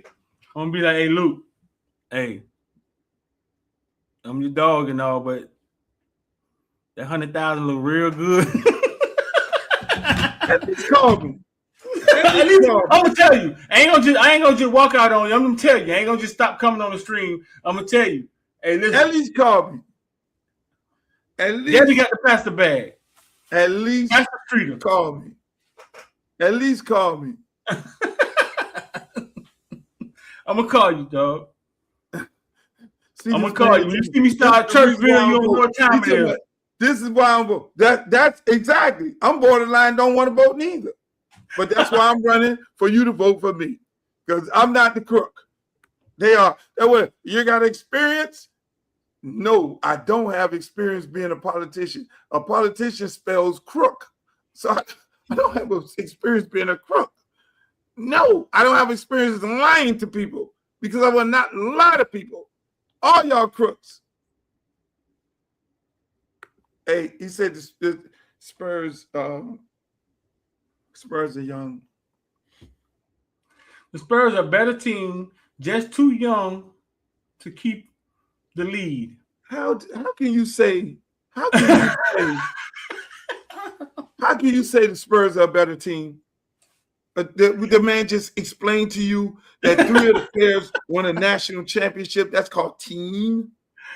How can you say they're a better team when they lost? They lost. They only won 1 game, bro. They only won 1 game out of 4 games. It's like my son. He sits up in here and he goes, "Oh, the Spurs better than them. Spurs better than him. LeBron better than Michael." I have to hear this with this dude all day. He about worse is Streeter. And I'm like, no, the best team won. Right. If the Spurs were the better team, they would have been able to keep those 20-point leads, 30-point leads, bro. They're actually the opposite. They're not the better team. I mean, yeah, I don't know how you write that. I don't know how that makes sense. But thank you for watching. But the Spurs inexperience. It's like watching AAU basketball. Get up by 30, Luke. They got up by 30 in game 4, I think. I wouldn't say that. You can't be an AAU team to go up 30 points. Oh no, that was AAU basketball, goddammit. I know what AAU basketball look like. They was out there. And they was out there. Listen, when they hot, they hot. And when they not, New York Knicks coach in the huddle was like, "All right, they don't win cold. They finna let us right back in it." because they got a experienced head coach. He been to finals before. All He's been defense to finals before. Mhm. They fired him at sack when he had sack jumping. The man then goes over there to Golden State. He's been at finals. He was over there coaching Cleveland with LeBron and all of them. So he's been around all kind of people. You know what I'm saying? The man he's a final coach. And what ended up happening? They then messed around and gave him that team. Worldwide West, my guy. When it found him a coach that wasn't going to run the players into the ground, and it was much more of a player's coach. Assembled some great guys, and we're here, Miami Heat, on the outside looking in. Yeah. Everybody like whoever win the OKC series is gonna win. OKC series with Wemby, they're gonna win. They in the NBA tried to cheat and put these people. They would have been swept if the NBA wasn't doing all that cheating. The man almost broke Brunson's ankle, and they didn't call it. The man almost knocked Brunson's head clean off, like elbowed him and everything, and the whole world saw it, and they don't call no foul. They tried. The NBA tried their best to cheat the Knicks out of the game. But what happened? They messed around and found out. They cheated. Let them go up all them points. They didn't go up all them points because they were playing better than the Knicks. They went up by all them points, Streeter, is because the referees cheated. They got on the roll, and what ended up happening, when you cheat and they get on the roll, what happens is that thing called momentum kicked in. Then we got to make it look good. As soon as the referee said, we got to make it look good, that momentum kicked in, them boys couldn't buy a bucket. And that's what happened. It happened in every game. The officiating was trash because the officiating let them go up all those points and then say, we got to make it look good. We got to even out this because they couldn't go in. One game, they went in there. The people had the game that the Knicks lost. At the half, they had 28 points on the free throw line compared to the Knicks 4. That was the game the Knicks lost. They put the fix in for real. So you think the Knicks coaches say, okay, we done seen this movie before. Right. We already know how this gonna go. So they're gonna cheat, let them get up, and then they're gonna try to even it out because they can't go into the press conference are saying, look at the lopsided fouls and all that and everything like that. So then they let us play. And then that thing called momentum, which you cannot play with. You allowed the Knicks to get momentum, and then them people couldn't buy a basket. And what ended up happening? Every game, Knicks walked their ass down. And Action Bronson, I'm changing his name to Action Bronson. You gonna change his name? Action Bronson. And you know how hard it was for me to root for the Knicks, only because of World Wide West. It was hard. Streeter, you never saw this guy right here. Hold on. Look at it. If you pull up a picture of Jimmy Johnson holding up University of Miami National Championship, Dennis Erickson, Larry Coker, you will see this guy in all those pictures. Is he? Look it up.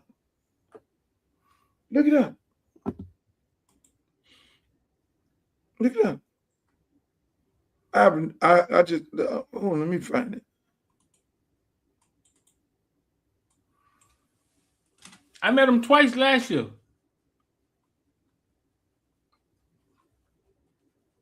You did? Yeah. I saw him on the field. Well, I had met him already then. I saw him on the field at the Miami versus Ole Miss game in the playoff finals. I saw him when he came to see Edison play. Remember? Yeah, he was on the sideline. But I've heard the stories. I've known him. I've heard of the legend of World Vanity Fair trying to get him to do an interview. That's who. Huh? Vanity Fair wanted to put him on the cover.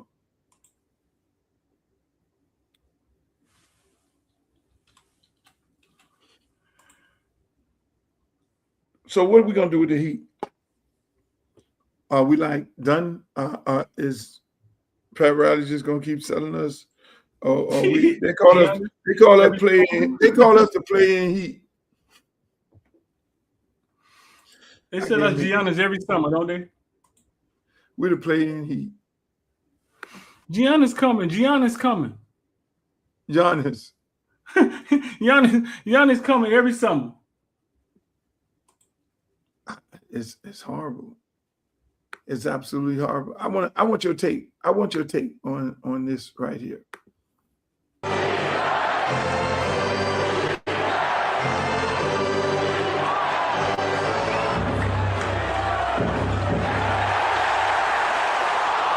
What is going on?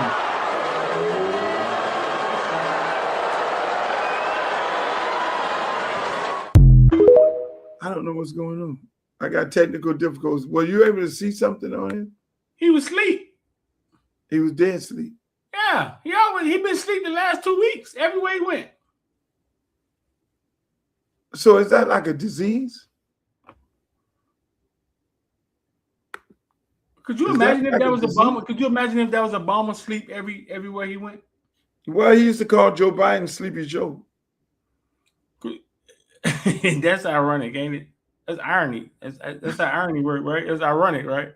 The same man called a man Sleepy Joe. And what happened? He been asleep for 2 weeks. He been asleep everywhere they sent him. I never saw Joe Biden sleep. He been asleep everywhere. He sleep at UFC. He sleep at the NBA Finals. I saw him at Tootsie's the other night. He was asleep there. He be asleep everywhere you sent him. Hold on. Everywhere. Hold on. You saw Trump sleep. Trump. That's probably what it is. God just sent you a word. That's probably that was Trump. God. God just put the word drunk on your tongue. That was God. Don't tell me Pastor Street. That was Pastor Street. That was my Pastor Street right there. Trump been asleep for 2 weeks, bro. You don't like Trump? I thought he was something different. He was a breath of fresh air, man. But gas $5, man. I can't do this, man. So, family rich. I would say that you. So you one of the people that they say effed around and found out. You one of them guys. So you actually went and voted for Trump. No, I didn't vote for Trump. I didn't vote for Trump neither time. If you voted for Trump the second time, then listen, man. You can't talk your way out of this. If you voted for him the second time. So you voted. You can't talk your way out of this. Like ain't no.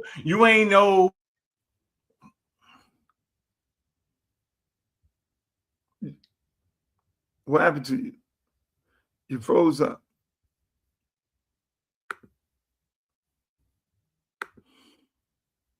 Streeter has frozen up, people.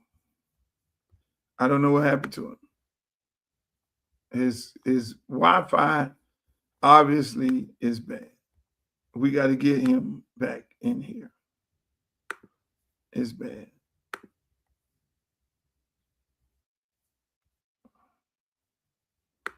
I don't understand what's going on with Streeter, people, but his Wi-Fi is bad. I'm just saying. They saw the man. Hopefully we're getting. Oh, you're back? You're back? I'm back, bro. There you go. Yeah, they saw the man try to overthrow the government and they voted for him the second time. They saw the people storm the Capitol and then you went in there and voted for him the second time. You can't talk your way out of that, Luke. But you kept saying, did you vote for Trump? No, I never voted for Trump.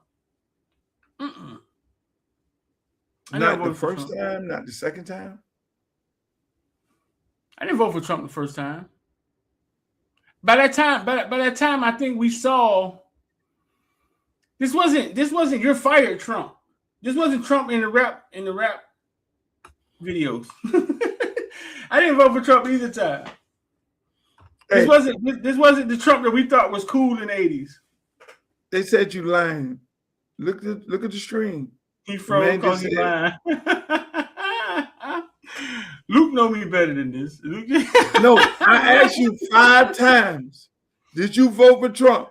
And I was froze. I kept answering you. I was froze. I was answering you.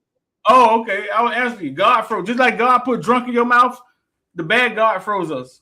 What the bad God name is?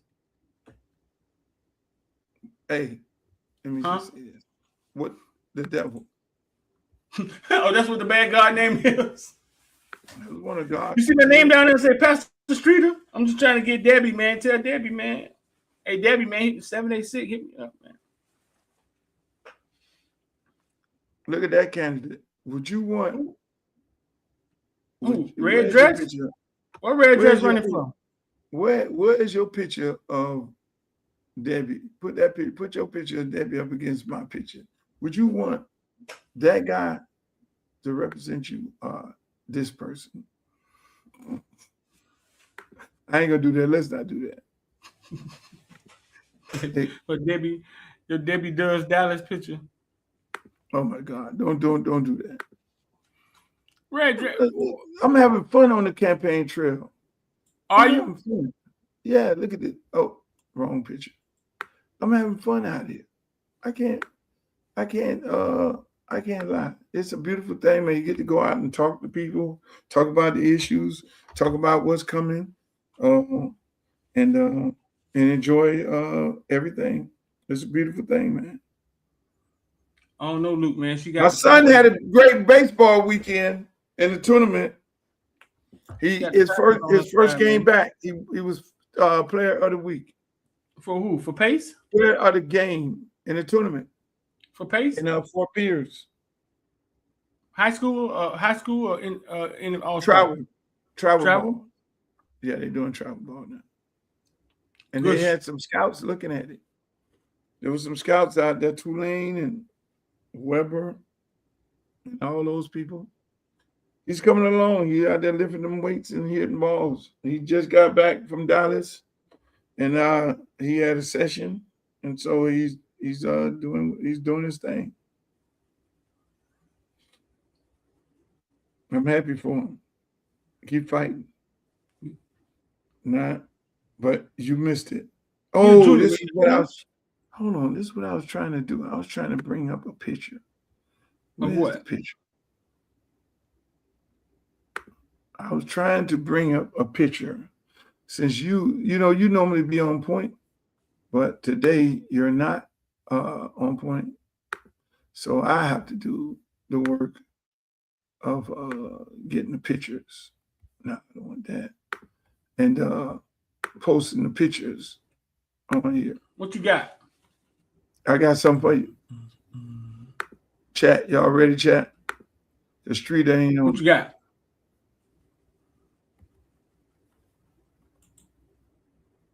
What the fuck? What? Why is that?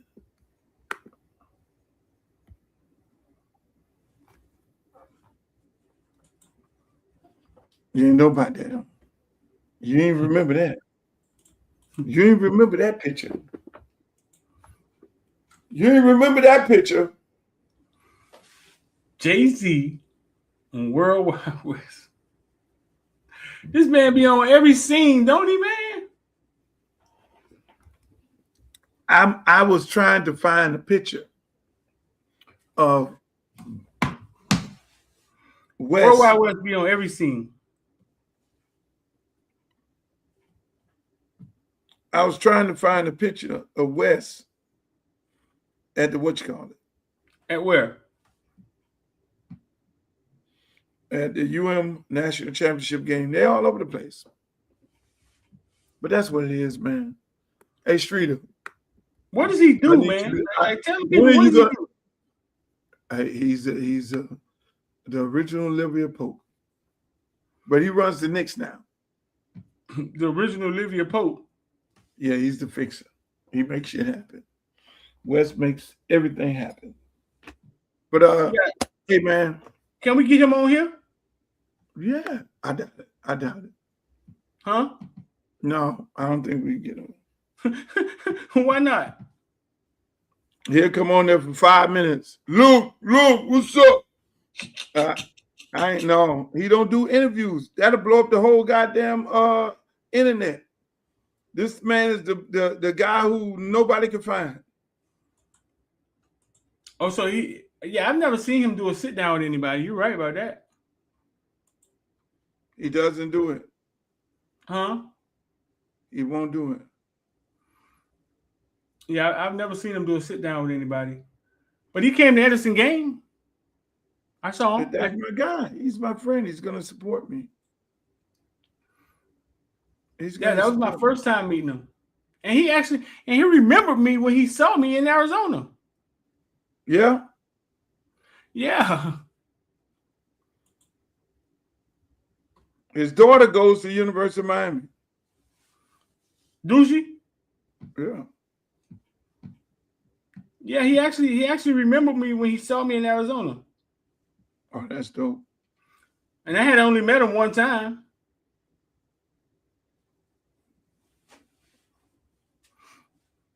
That's great. Hey, man. I got to get off here. I got a run to make. I got some a couple more meetings to do, but we got to do this a little earlier because I have to go door to door. I thought it was gonna rain today, so I had my stuff on. I was ready to go knock on some doors and everything. In Lauderhill. Shouts out to Lauderhill. Hey man, I'll be at the park tomorrow. Huh? I'll be at the park tomorrow. What park you going to tomorrow, bro? Oh, I got one for you. University of Miami football players is going to be Thursday. They're going to be at the park Thursday. They're going to be at Pompano Chief Park on Thursday. football team. And I'm going out there, talk to the parents, same day. They'll be out there. So you need to come on out there with the football camera and get the players and people going crazy over Malachi Tony and all that and everything. I would love to see you. You need to come on out there with me. Nah, man, we gotta get it. Look at that, Luke. We gotta get it popping, man. Look at that. Oh! You went into the archives. Oh, look at that, boy. Look at that with the legend, boy. With the legend, you got to put that. Hey, man.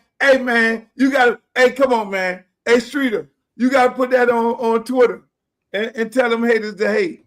You got to put that on Twitter. Hey, I'm with the architect of the Knicks, the man who made it happen. The man who made it happen. I'm tweeting that right now. You ain't never lied. I'm tweeting that right now. Oh, you got to do that. You got to put that on that street. Hey, Mario gonna hate you for that. Oh, look at Street. Oh. Hey, that's everybody. Hey, look here, man. Come on. Hey, you looking good, Street. You got a big smile up, man. You with the go. With the big. Yeah, you with. Listen, man. You are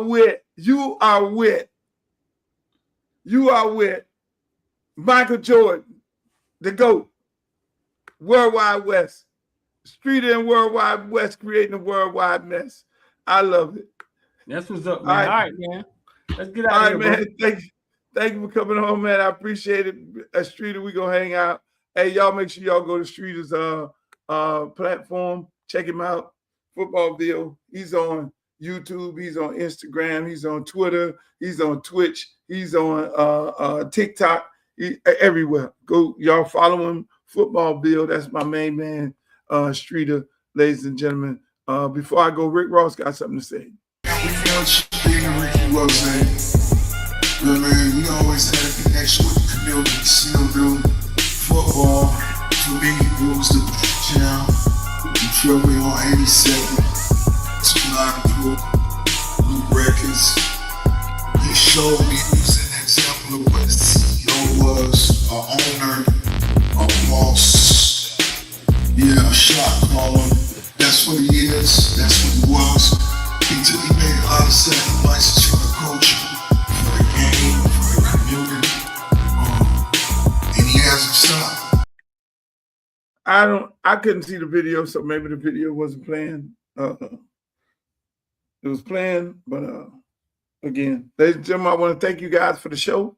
I'll be back on Wednesday and Friday. I'll probably end up taping the show if it's not raining because I got to go door to door. I'll be in your community. And remember, if you live in Congressional District 20 and you want me to come bring you a yard sign, if you want me to come bring you a yard sign, feel free to hit me up on the website. Go to my website, www.Luther Campbell for Congress, and go get your yard sign. Sign up. I'll come bring it to you myself. Simple as that. Only for people on the Luke Show. Sign up. I'll bring it to you for myself. I'll bring it to you myself. Okay. Hey, make sure you go to the website if you want to do a campaign donation. www.luthercampbellforcongress.com. I would love for you to do that. I'm fighting against a monster who has a lot of money. In order to win races, you need money to win races. So please go to my website and make a campaign donation, or you can join to be a volunteer. But until the next time, may the good news be yours. Peace. The next great congressman from the state of Florida, and his name will be Luther Campbell. I'm civil rights attorney Ben Crump, often referred to as Black America's Attorney General. I grew up in Fort Lauderdale, Florida, went to high school at South Plantation High School. My dad still lives in Parkway. We want to make sure we have a strong advocate from our community who understands our culture to go fight for us in the United States Congress. So make sure you go vote for Uncle Luke Campbell for Congress on August 18th.